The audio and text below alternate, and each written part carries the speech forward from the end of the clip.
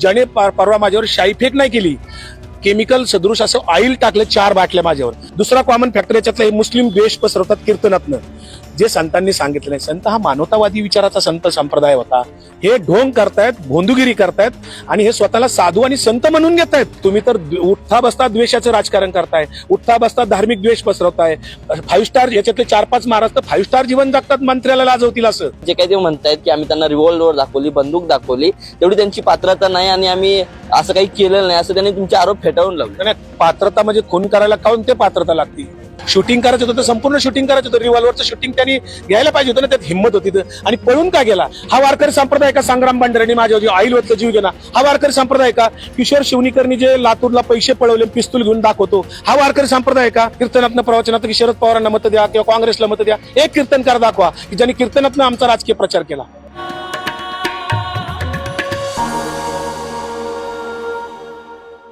राष्ट्रवादी शरदचंद्र पवार गटाचे प्रवक्ते विकास लवांडे यांच्यावरती 3 दिवसांपूर्वी शाईफेक झाली. संग्राम भंडारे जे स्वतःला कीर्तनकार म्हणवतात, त्यांनी त्यांच्यावरती शाईफेक केली आणि या संपूर्ण घटनेने महाराष्ट्रामध्ये एकच खळबळ उडाली. या संपूर्ण घटनेनंतर विकास लवांडे यांनी शरद पवारांची भेट देखील घेतली आणि आता ते आपल्यासोबत स्वतः आहेत.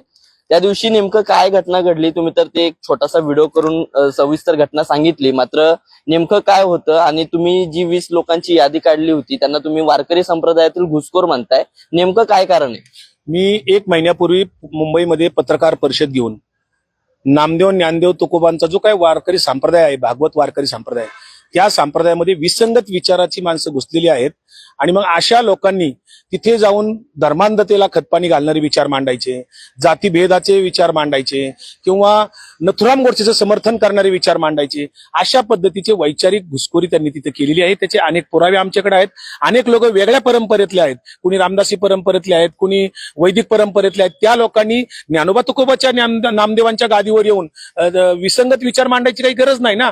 वारकरी संप्रदाय त्यांना अडचणीचा आहे का, असा सवाल मी विचारला. आणि हे जे 20 लोक आहेत मी त्यात घुसखोर जाहीर केले. त्यातलाच हा संग्राम भंडारे एक आहे, ज्याने परवा माझ्यावर शाईफेक नाही केली, केमिकल सदृश असं ऑइल टाकलं 4 बाटल्या माझ्यावर आणि ते प्रिप्लॅन टाकलं. आता हे जे मी काही 20 घुसखोर जाहीर केले त्याच्यात काही जण आर्थिक घोटाळ्यातले आहेत, काही भोंदूगिरीतले आहेत, काही बलात्कारी बाबा आहेत, काही वेगवेगळ्या प्रकारचे लोक आहेत. आणि सगळे कॉमन फॅक्टर याच्यातला हे नथुराम गोडसेचं जाहीर समर्थन करतात.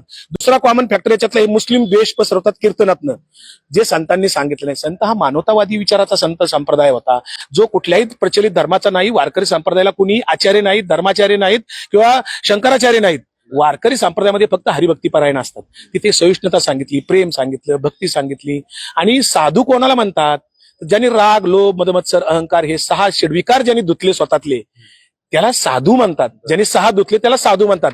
यांनी 6 धुतलेले नाहीयेत. हे ढोंग करतायत, भोंदूगिरी करतायत आणि हे स्वतःला साधू आणि संत म्हणून घेतायत. यांची एवढी हिंमत झाली. अरे साधू संतांची व्याख्या आणि त्यांच्या आचार विचाराचा तुमचा कुठं संबंध आहे? तुम्ही तर उठता बसता द्वेषाचं राजकारण करताय, उठता बसता धार्मिक द्वेष पसरवताय. 5 स्टार याच्यातले 4-5 महाराज तर 5 स्टार जीवन जगतात, मंत्र्याला लाजवतील असं. पैसा प्रचंड यांच्याकडे, प्रॉपर्टी, यांची इन्क्वायरी जर केली ना तर इन्कम टॅक्सला स्वतंत्र काम लागेल. या सगळ्यांची एवढा पैसा आहे. आता संग्राम भंडारेंनी परवा काय केलं, या सगळ्या रागातूनच. खरं तर ही वैचारिक लढाई, ज्यांचा वैचारिक लढाईला हिंमत नसते, विचारांची लढाई विचाराने जे लढू शकत नाही, त्यावेळेस हे लोक त्यांचा विचार संपलेला असतो, विवेक संपलेला असतो आणि भिंग लोक हिंसक बनतात. तशा पद्धतीने संग्राम भंडारेने प्री प्लॅन करून माझं सत्यशोधक दिनकरराव जवळकरांच्या मातोबाच्या आळंदीच्या गावामध्ये 9 तारखेला 9 मेला शनिवारी प्रवचन होतं नियोजित. त्या प्रवचनाची यांना माहिती मिळाली असावी आणि त्यांनी मग त्या पद्धतीने प्री प्लॅन केला मला जीवे मारण्याचा. आणि गावाच्या बाहेर कुठेतरी लपून बसले होते. मी प्रवचन संपून 10 वाजता गावाच्या बाहेर पडल्यानंतर 1-1.5 किलोमीटरवर गेल्यावर एका निर्जन स्थळी स्मशानभूमी, तिथे त्या स्मशानभूमीच्या तिथं मला 2 गाड्या पुढे 3 गाड्या आणून माझ्या गाडीला आडवी मारून मला खाली उतरवण्यात आलं. मला 10-15 जणांनी गोळका घालून मला दमदाटी, शिवीगाळ, घाणेरड्या द्यायला सुरुवात केली. आमच्या महाराजांबद्दल बोलतो का, आमच्या गुरुवर्याबद्दल बोलतो का? मी म्हणतो तुम्ही काय दादागिरी करता का, मला मारता का तुम्ही, तुमची दादागिरी चालली का, असं काय बोलायला लागलं मी. तर मला एकाने लगेच रिव्हॉल्वर काढून असं समोरून रोखला माझ्यावर. मला म्हणलं हे बघितलं का काय आहे? तर मी थोडासा थबकलो आणि पुन्हा मला गचांडत ढकल्या मारत त्यांनी त्या गेटमधून आत नेलं. पुन्हा एकाने रिव्हॉल्वर दाखवला कमरेचा, आणि मग आतमध्ये गेलो, मी शांत उभा राहिलो. मग संग्राम भंडारीने त्याच्या लोकांना सांगितले शूटिंग चालू करा रे. 2-4 जणांनी तिकडे माझ्या ड्रायव्हरला धरलेलं होतं, शूटिंग चालू केलं. जो 40-41 सेकंदाचा व्हिडिओ प्रसार माध्यमांचा जो आलाय शाई वत्ताना, ऑइल वत्तानाचा, ती शाई नाहीये खरं, ऑइल होतं ते. मला 2 दिवस त्याचा त्रास झाला. तो त्यांनी शूटिंग केलेला व्हिडिओ त्यांनी व्हायरल केलेला आहे. मला कुठं शूटिंग करता आलं नाही, माझा मोबाईल गाडीत होता, माझ्या ड्रायव्हरला धरून ठेवलेलं होतं. तोच विषय आहे. खरं तर तुम्ही असं म्हणताय की तुम्हाला रिव्हॉल्वर दाखवलं, आणि त्यांनी देखील स्पष्टीकरण देताना असं म्हटलंय की आम्ही शाई फेक केली हे आम्ही सरळ हाताने मान्य करतो, मात्र जे काही ते म्हणतायत की आम्ही त्यांना रिव्हॉल्वर दाखवली, बंदूक दाखवली, तेवढी त्यांची पात्रता नाही आणि आम्ही असं काही केलेलं नाही, असं त्यांनी तुमचे आरोप फेटाळून लावले. नाही, पात्रता म्हणजे खून करायला काऊन ते पात्रता लागती हे त्यांनी सांगायला पाहिजे. पात्रता म्हणजे नेमकं काय, कोणाची खून करायची पात्रता असते, काय असतं? म्हणजे तू सवर्ण आहे आणि मी क्षुद्र आहे ही पात्रता नाही का माझी? मी क्षुद्र असल्यामुळे माझा खून होऊ शकत नाही का? काय नेमकं पात्रता म्हणजे नेमकं काय, हा प्रश्न मी त्याला विचारतो. दुसरी गोष्ट, कुठला आरोपी असं म्हणतो का मी रिव्हॉल्वर घेतला होता आणि मी खून करायचा प्रयत्न केला होता? शूटिंग करायचं होतं, संपूर्ण शूटिंग करायचं होतं, रिव्हॉल्वरचं शूटिंग त्यांनी घ्यायला पाहिजे होतं ना, त्यात हिंमत होती. आणि पळून का गेला? 4 दिवस पोलिसांना सापडत नाही, मी पोलिसांना फोन करतो, पोलीस म्हणतात तो मोबाईल बंद आहे वगैरे, आणि परवा पोलिसांना तो भेटून गेला. पोलिसांनी फक्त नोटीस दिली, कारण नितेश राणे मंत्री आणि 4 आमदार त्याच्या पाठीशी आहेत. नितेश राणेंनी जाहीर सांगितलं का कॅबिनेट मंत्र्यांनी की आम्ही त्याच्या केसालाही धक्का लागून देणार नाही. त्यामुळे सरकार यांच्यावर काही कारवाई करेल असं मला वाटत नाही. मी कोर्टात गेलोय, जे आर्म ऍक्ट नुसार कलम लागायला पाहिजे BNS 109 प्रमाणे ते लावलेलं नाही, त्यासाठी मी कोर्टात गेलोय. आणि शासनाकडे सुद्धा मी पोलीस महासंचालक, पुणे पोलीस आयुक्ताकडे रितसर तक्रार केलेली आहे की हे जे काही आमदार आणि मंत्री आहेत त्यांना पाठराखण करणारे गुन्हेगाराचं ज्याच्यावर आरोप आहे, कलम गुन्हे दाखल झालेले आहेत, त्याच्यावर जाहीर समर्थन प्रोत्साहन देणं, यांना सुद्धा सह आरोपी करावं अशी मी लेखी मागणी केलेली आहे. अजून मला संरक्षण सुद्धा मिळालेलं नाहीये, माझ्या जीविताला धोका आहे. तुम्ही जे 20 यादी जाहीर केलेली आहे त्याच्यातले तुमचे सगळे नावं पण आहेत समोर. तुम्ही म्हणताय की ते वारकरी संप्रदायाच्या माध्यमातून चुकीचा संदेश लोकांपर्यंत पोहोचवतायत, मुस्लिम द्वेष पसरवण्याचा प्रयत्न करताय. नेमकं काय करताय तुम्ही? एका तुमच्या पोस्टमध्ये देखील म्हटलं होतं की हे सगळे मनुवादी प्रवृत्ती जी आहे ती या सगळ्यांची आहे, आणि मग ते तशा पद्धतीच्या त्याच रूढी परंपरा लोकांना सांगत बसले. हे बघा, फरक स्पष्ट तुम्हाला व्यवस्थित मी सांगतो. संतांनी भागवत वारकरी संप्रदाय का सुरू केला, किंवा चक्रधर स्वामींनी महानुभव पंथ का सुरू केला, किंवा महात्मा बसवेश्वरांनी लिंगायत पंथ का सुरू केला, या सगळ्या प्रश्नांची उत्तरं दडलेली आहेत. कारण त्या काळामध्ये प्रस्थापित असलेला सनातन वैदिक धर्म जो आहे, त्या सनातन वैदिक धर्मामध्ये क्षुद्रांना कुठले अधिकार नव्हते, महिलांना कुठले अधिकार नव्हते, वेद पठन करण्याचा अधिकार नव्हता, अध्ययन करण्याचा अधिकार नव्हता. त्यामुळे सनातन वैदिक धर्मामध्ये विशिष्ट लोकांना सगळे अधिकार होते, आणि तिथं त्यांचं आराध्य दैवत वेगळं आहे. वारकरी संप्रदाय जो स्थापन झाला, नामदेव महाराज म्हणले आम्हा सापडले वर्म करू भागवत धर्म. त्या भागवत धर्म जो आहे वारकरी संप्रदाय, त्याचं अधिष्ठान ग्रंथ वेगळे आहेत, आराध्य दैवत वेगळं आहे, आराधना पद्धती वेगळी आहे. त्याचबरोबर सनातन वैदिक धर्माचं आराध्य दैवत वेगळं आहे, अधिष्ठान ग्रंथ वेगळे आहेत, आराधना पद्धती वेगळी आहे. त्यामुळं हा फरक स्पष्ट आहे तात्विक वैचारिक दृष्ट्या. मग आता मंबाजीचं तुकोबांचं भांडण काय होतं, किंवा पैठणच्या धर्मपीठाचं ज्ञानेश्वर महाराजांचं भांडण काय होतं, ज्ञानेश्वरांच्या आईवडिलांना देहांत प्रायचित्त काय लावला?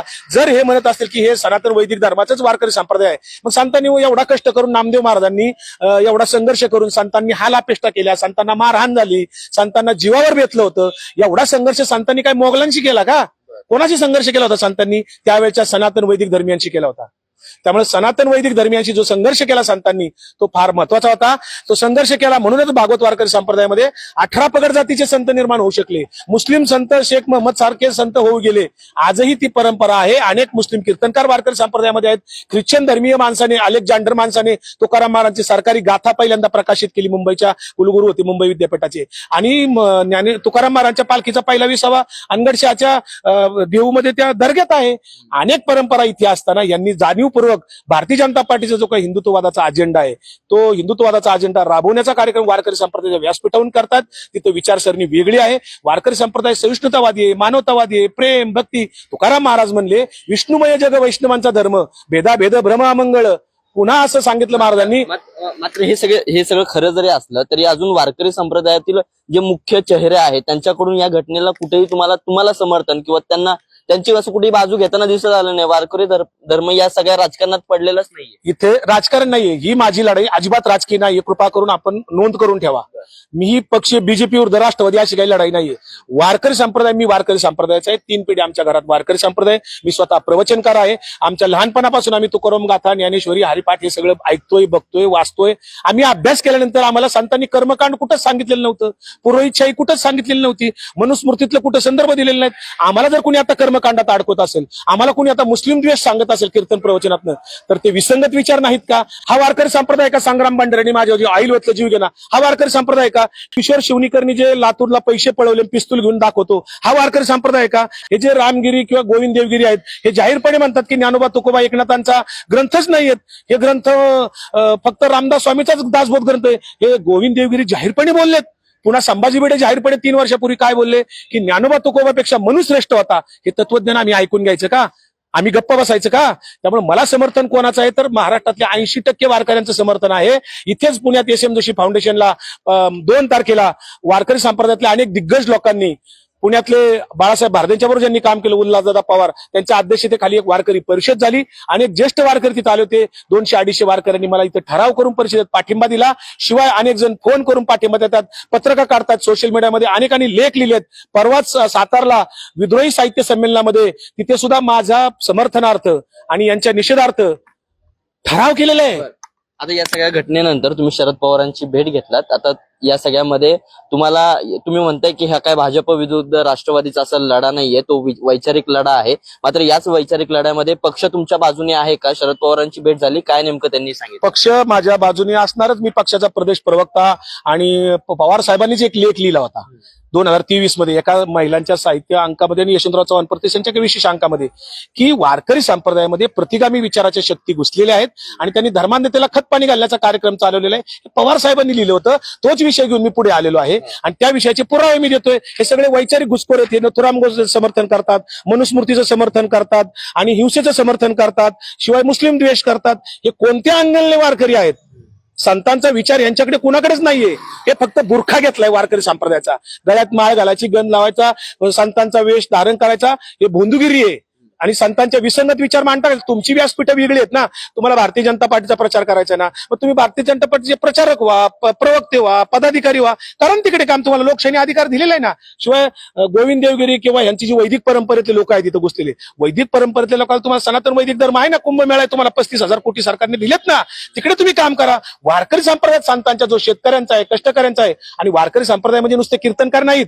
वारकरी संप्रदाय म्हणजे गावगावची भजनी मंडळ, वारकरी संप्रदाय म्हणजे दिंडीत चालणारे लोक, दिंडेकरी, विनेकरी, टाळकरी, फडकरी. अनेक फडकऱ्यांनी हा वारकरी संप्रदाय टिकवला. हा इतका जो काय पद्धत आहे, भारतीय जनता पार्टीने तुषार भोसलेच्या माध्यमातून पहिल्यांदा भारतीय जनता पार्टी आध्यात्मिक आघाडी सुरू केली. एकनाथ शिंदेनी धर्मवीर आध्यात्मिक आघाडी सुरू केली. कशासाठी यांना लागती हो? आणि ह्या वारकऱ्यांनी बीजेपीचा प्रचार 2024 मध्ये जाहीरपणे कीर्तनातनं केला. तुम्हाला प्रचार करायचा तर बीजेपीच्या स्टेजवर जाऊन करा. कीर्तनाच्या तुकोबा ज्ञानोबाच्या नामदेवांच्या गादीवरून तुम्ही प्रचार करता. आमच्या कोणी केला का प्रचार एखाद्या महाराजांनी? कीर्तनातनं प्रवचनात की शरद पवारांना मत द्या किंवा काँग्रेसला मत द्या, एक कीर्तनकार दाखवा की ज्यांनी कीर्तनातनं आमचा राजकीय प्रचार केला.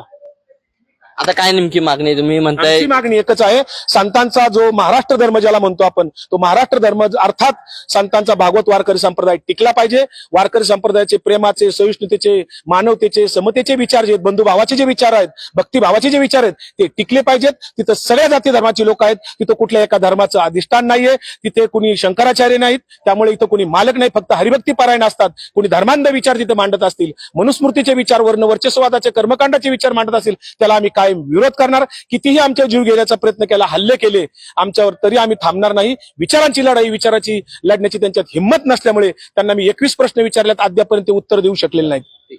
आपल्यासोबत या संपूर्ण घटनेनंतर विकास लवांडे यांची भूमिका स्पष्ट करण्यासाठी आज ते या ठिकाणी आपल्यासोबत जोडले होते. विश्वजित भालेराव, बखर लाईव्ह, पुणे.